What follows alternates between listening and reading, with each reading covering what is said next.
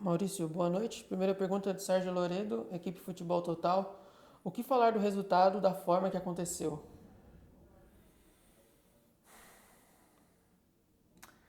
Eu acho que a gente, dentro de todas as circunstâncias, fez um grande jogo e eu não posso reprovar os meninos.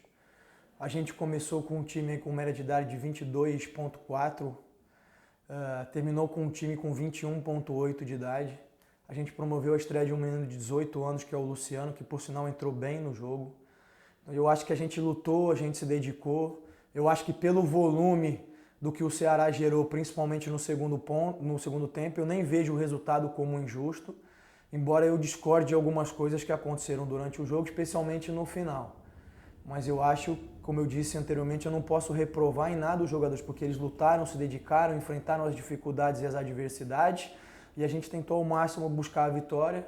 Em dois lances em que a bola desviou, infelizmente ela acabou entrando e a gente sai com um empate.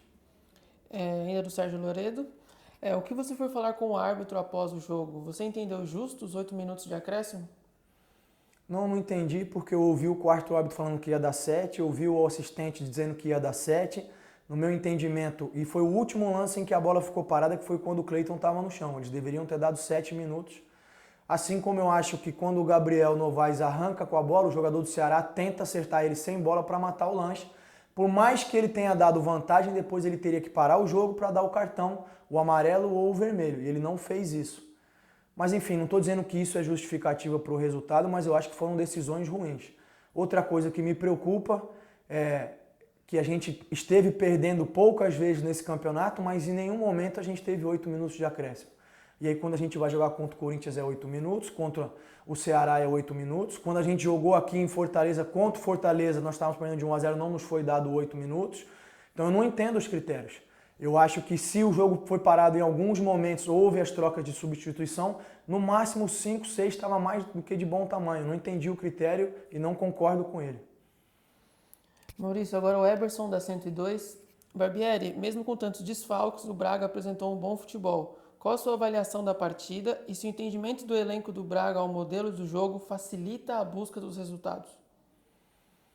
Sim, eu acho que facilita, a gente procura inserir todo mundo dentro do modelo, fazer com que todo mundo consiga ter o mais próximo possível de entendimento da função que vai exercer em campo.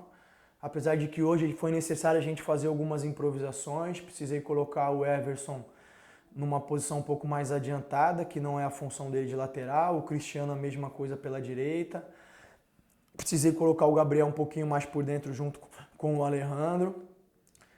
Eles entenderam bem, tentaram cumprir bem dentro do que foi possível. Eu acho que as pessoas têm dito pouco isso e eu gostaria que isso tivesse em conta o que esse grupo de jogadores vem fazendo com essa média de idade, enfim, promovendo os jovens, ninguém fez no Campeonato Brasileiro.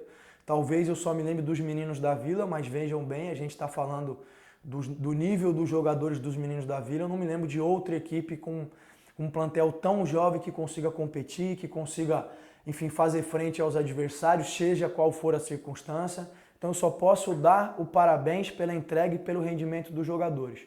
O resultado deixou todos nós frustrados, é verdade, mas o caminho é esse. O caminho é competir, é lutar, é se entregar, é vestir e honrar o escudo do clube como eles têm feito. O Diego, também da 102, pergunta: queria que você comentasse sobre a escalação de Hurtado, que recém chegou da seleção venezuelana, ao invés do Gabriel Novaes e do Alejandro. Quais foram os fatores levados em consideração para a escolha entre os 11 iniciais? O Gabriel e o Alejandro não estão na melhor condição física e ritmo de jogo, tanto é que o Gabriel havia entrado na última partida e tinha sentido o ritmo. O Hurtado foi para a seleção num bom momento, antes dele fazer o gol contra o Corinthians.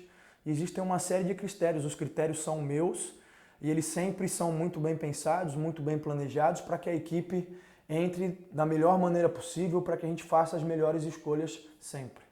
Fora o Arthur e Ítalo com Covid, você também pede por suspensão o Jadson e o Gabriel Novaes para a próxima partida. Em pouco tempo, o que você pretende trabalhar com o elenco para o duelo contra o Inter com todas essas ausências? Vamos trabalhar, vamos estudar o adversário, vamos ajustar da mesma maneira que a gente fez via vir aqui para o Ceará.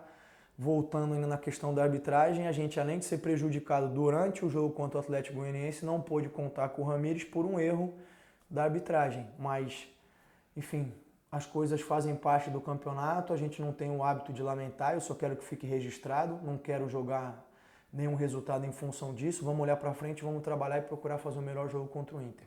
Ainda na 102, o Eberson Barbieri, não sei se você teve acesso ao vídeo e ao áudio, mas essa semana o comentarista da Rádio Grenal, Luiz Carlos Resch, falou que você disse não ao Grêmio, não a uma proposta do time gaúcho e fez até uma colocação com quem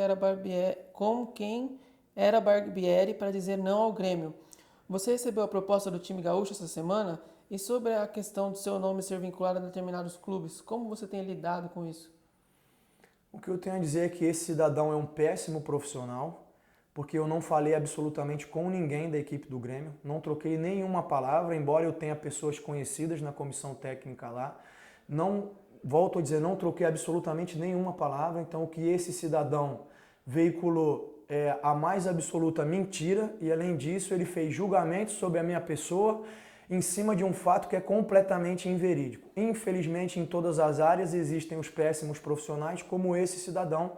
Eu gostaria que ele se retratasse, porque eu estou aqui reafirmando, não fui procurado por ninguém ligado ao Grêmio, não troquei nenhuma palavra com nenhuma pessoa vinculada a esse clube. Estou feliz, satisfeito e focado no Bragantino. O Tárcio, da 102, pergunta: nos 2 lances do gol do Ceará, a bola desviou no Fabrício Bruno. Foi azar ou faltou mais alguma coisa para a equipe conseguir segurar o resultado? Eu acho que o azar fez parte, claro, mas é claro que a gente poderia também ter feito coisas diferentes. Agora, volto a dizer, a gente estava numa circunstância difícil, os jogadores se entregaram, lutaram, talvez a gente pudesse ter tido um pouquinho, uma outra atitude, prender um pouquinho mais a bola, já que a gente tinha a bola ali faltando menos de 1 minuto para acabar o jogo, de repente tentar parar um lance numa bola longa deles, mas são coisas que acontecem. Volto a dizer, eu dei os parabéns aos jogadores pela entrega, pela luta e pela dedicação e mantenho a minha postura. Matheus Pereira, do Jornal Mais Bragança, pergunta: com a ausência do Arthur, o Elinho vem demonstrando que pode sim brigar pela vaga no time titular? Como você avalia o desempenho dele nas últimas partidas? E a importância que ele vem tendo em meio a tantos desfalques?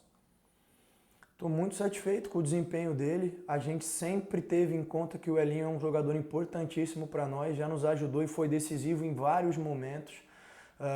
Teve uma oscilação de rendimento, isso junto com o crescimento de outros jogadores. Eu preciso sempre fazer a escolha sobre aquele que é o melhor para o momento para iniciar. Mas a gente continuou trabalhando o Elinho, desenvolvendo, e ele está colhendo os frutos de ter buscado esse espaço dele novamente. Precisou sair porque estava sentindo câimbras, mas é um jogador importantíssimo para nós, tem nos ajudado bastante. Rodrigo Seixas, do Correio de Atibaia. A ideia no segundo tempo, seguindo o que falou o Fabrício Bruno no intervalo, era tentar matar o jogo no contra-ataque? Não só isso, eu acho que a gente podia ter jogado um pouco mais, eles vieram na imposição. O Ceará talvez seja uma das equipes mais fortes, se não a mais forte fisicamente do campeonato, eu digo em termos de tamanho, de volume, de massa dos jogadores, a gente precisava ser rápido e aproveitar os espaços. Eu acho que a gente até criou algumas situações, mas volto a dizer, até pelo volume que o Ceará gerou no segundo tempo, eu nem acho que o resultado seja completamente injusto. Fico insatisfeito com as coisas que levaram para que esse resultado acontecesse dessa forma. Mário Gonçalves, do Correio de Atibaia. Nessa semana, o Bragantino joga contra o Internacional. Como você analisa esse próximo confronto diante da sequência de jogos fora? Confronto difícil, dificílimo. O Internacional vem num bom momento. Não tenho certeza, mas se não me engano, perdeu o jogo de hoje para o Palmeiras, é isso? Então, apesar dessa derrota vir numa crescente muito grande, a gente sabe que é muito difícil enfrentar eles, especialmente lá no Sul. Mas vamos trabalhar, vamos estudar, vamos fazer as melhores escolhas para fazer um grande jogo. Paulo Felipe, do Mercado do Futebol. Mais uma vez na competição, o Bragantino cedeu o empate no fim do jogo. Como você explica essa sequência de empates desta forma? Qual sequência de empates? A gente vem de 2 vitórias. Eu acho que tem acontecido em alguns momentos, sim, da gente no final acabar cedendo. A gente já conversou sobre isso, sobre o que é preciso melhorar. A gente melhorou em alguns momentos, mas hoje eu acho que o tempo extrapolou o que era necessário.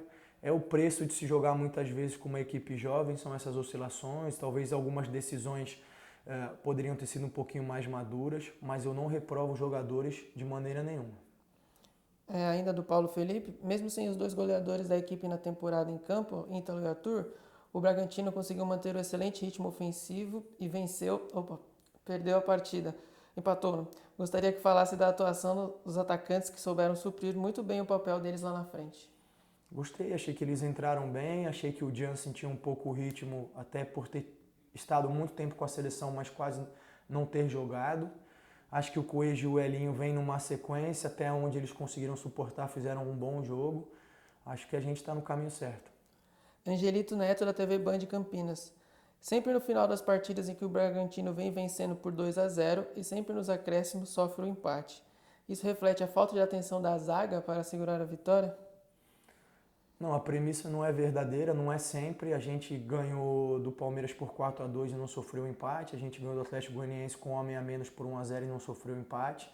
Eu acho que isso tem acontecido mais vezes do que nós gostaríamos, mas não é verdade que isso sempre acontece.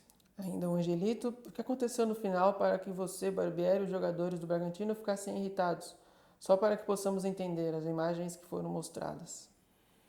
Eu expliquei, eu acho que foi excessivo o tempo dado de acréscimo. Eu ouvi o quarto árbitro dizendo que seriam 7 minutos, ouvi o assistente dizendo que seriam 7 minutos, no momento em que o Cleiton estava no chão e que foi a última parada que teve no jogo. Depois disso o jogo não parou. Então, no meu entendimento, eram 7 minutos. E volto a dizer, ele teria que ter parado o lance no tiro de meta do Christian para dar o cartão para o jogador do Ceará que acertou o Gabriel Novaes sem bola. Ele teria, era obrigação dele, mas não fez. A última, de Felipe Granado, Jornal Bragança em Pauta.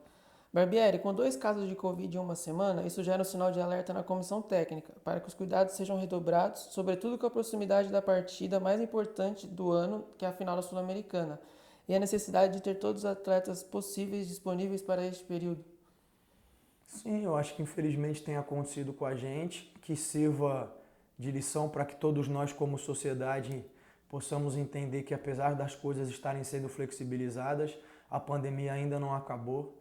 Na minha opinião, infelizmente, a gente ainda tem um número grande de pessoas que têm vindo a vir a óbito diariamente e mensalmente.